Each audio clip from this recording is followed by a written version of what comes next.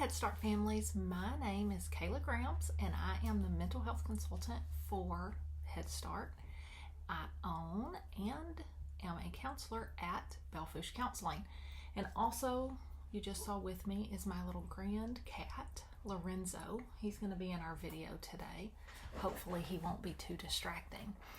We're going to start a little video series. Hopefully we'll have one of these to send to you each month, just where I give you some tips and ideas about how to parent, right? How to be more successful with that, how to manage all of our big feels.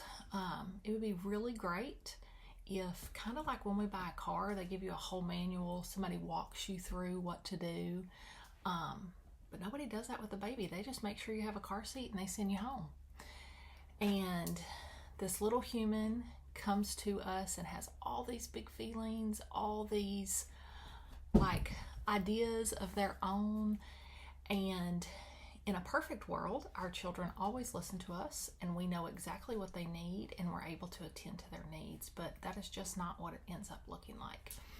And so each of us do our own exploration and our own learning, and I know that we're always seeking to find new things that we can do to help ourselves as parents. And so thank you for being here with us today. And so I want to start by saying, really truly, the first thing that we can do as parents to increase our success, right, is to really learn and practice and become self-aware about managing our own emotions. Managing emotions is something that we have to learn. And what we see is that children are born with what we call a temperament. Okay, so kind of a personality, the way they move in the world. Some kids are very moody and everything's a big deal. Some kids are really chill. Some kids cry all the time. All of that is a part of their temperament. And each of us also have our own temperaments. And we have to learn, how do I manage myself, my feelings and my thoughts in such a way that I have success in the long term?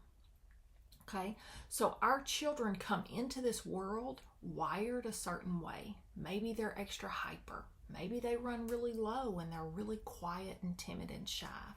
But either way, we have to help our children figure out, how do they move through the world in a way that's successful? How do they get their needs met? How do they get what they want? All without, right, hopefully having these huge tantrums or being in lots of trouble, right? That's really the goal. So the first thing that we have to understand is how to manage our own emotions, because our children don't do what we say. They do so much of the time what we do. And so when I'm in a room with kiddos who are 4, 5, 6, I can really tell you how their parents manage their emotions, because a lot of the times I can tell by the way a kiddo may manage their emotions. You're going to see a lot of reflection. And so one of the first things that we can do is learn to manage our own emotions. Okay? The parent sets the tone in the long run. Okay? It's the idea that we maybe don't win every single battle, but we're gonna eventually win the war, right? But it's that idea. Our kid isn't gonna look like us and manage their emotions like us every single time, but over the long run, they are going to learn by watching what we do. Okay, so if I have a kiddo who runs really high and they're really upset, and I come in also with really high emotions, maybe a loud voice or standing big over them, right? I'm going to set the tone. My kid is going to eventually match me. So what's interesting is, if I come in high, my kid's going to get higher, okay? But if I come in low, this is a little bit slower process. I wish I could come in low and my kid would get lower. That's not how it works. If my kid is dysregulated and I come in low, hey, I notice you're having a really hard time right now. They're going to stay right here. But as I stay right here in my response, each sort of pass through their little bitty nervous system, they're going to come down. And eventually they're going to meet me here. Okay? So the goal is I have to learn how to keep myself managed, even when my kid's trying to hit me in the face, even when my kid's screaming and yelling, even when everything feels really terrible. Now, we're not going to do this perfectly because we're humans. Okay? There's going to be times I'm going to lose my mess on my kids. And in those instances, we have to notice when we do it and we have to repair. We have to say, buddy, I'm really sorry. I was having a hard time and I didn't manage that well. Okay? So following this video, there's going to be a series of videos that I'm going to encourage you to watch, and they have some very specific ideas about how else we can help kids in difficult times.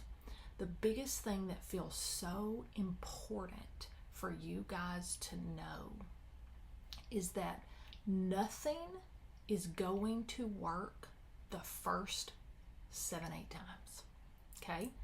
Our children are like Coke machines. Okay? I want you to imagine that you load up all of your children, you put them in a minivan, and you completely drive without stopping across the state to Sioux Falls.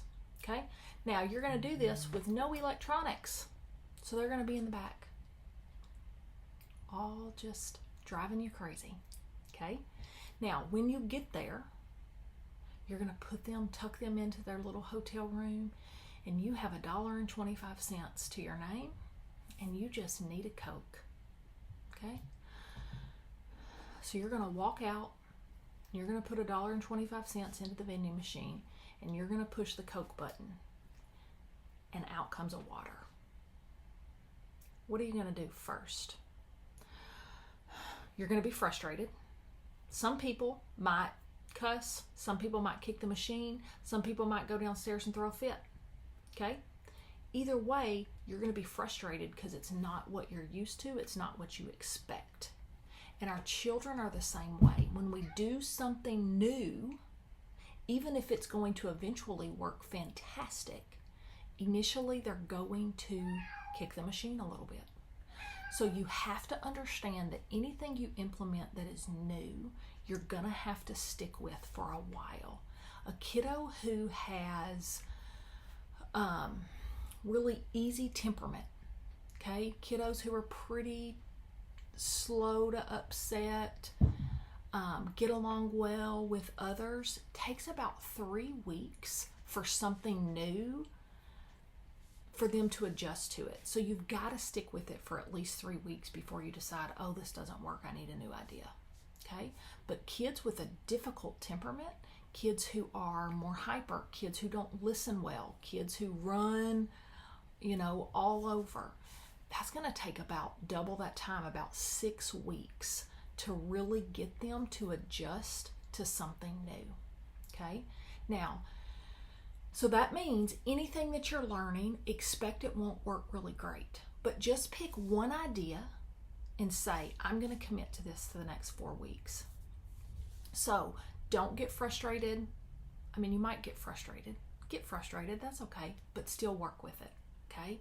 Now, you're going to watch a series of videos by an occupational therapist about some really specific ideas about what we can do if our children become upset or if they're not listening. And so I want to encourage you just to pick one of these ideas and try to stick with it. Additionally, follow these people on social media. Dr. Becky Kennedy, she wrote the book Good Inside. She is fantastic person that you can follow who just has really fun ideas. You can follow our Facebook page, Belle Fourche Counseling, or you can follow my TikTok at Kayla Grams. I also put up ideas about how to manage emotions and how to move through things. The work that you guys are doing is amazing, and parenting is really hard. I'm on the other end of the parenting journey where my kiddo has grown up and moved on, and I remember how hard the work that you are currently doing in this season of life is. So I want to encourage you and just really allow for you to take a moment and take a big deep breath and congratulate yourself for how hard you're working and all the goodness that you are putting out into the world by raising these amazing little humans. So have a really great week. Thanks, guys.